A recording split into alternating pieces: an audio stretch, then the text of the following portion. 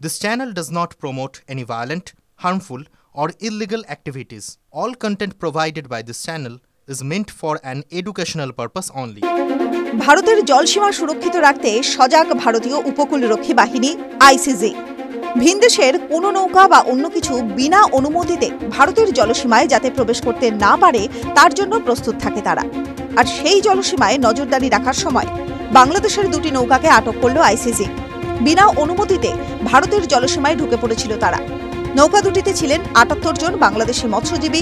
ভারতীয় জলসীমায় মাছ ধরছিল তারা।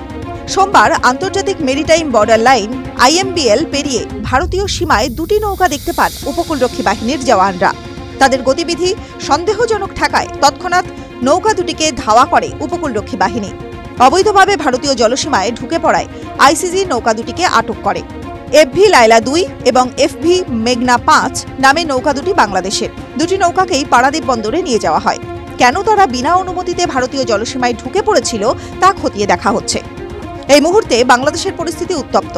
পদ্মাপাড়ের দেশ থেকে ভারতকে হুঁশিয়ারি দিয়ে নানা মন্তব্য সামনে আসছে। এই পরিস্থিতিতে ভারতের জলসীমায় সজাগ ভারতীয় উপকূলরক্ষী বাহিনী। ভারতের জলসীমাকে সুরক্ষিত রাখতে সদা সতর্ক উপকূলরক্ষী বাহিনীর জওয়ানরা। বিনা অনুমতিতে ভারতের জলসীমায় ঢুকলেই দ্রুত পদক্ষেপে প্রস্তুত তারা। বাংলাদেশের দুটি নৌকাকে আটক করে সেটা আবার বুঝিয়ে দিল উপকূলরক্ষী বাহিনী। শুধু মাছ ধরার উদ্দেশ্যেই ওই ৭৮ জন ভারতের জলসীমায় ঢুকেছিল কিনা সেটাও খতিয়ে দেখা হচ্ছে। TV9 Bangla digital.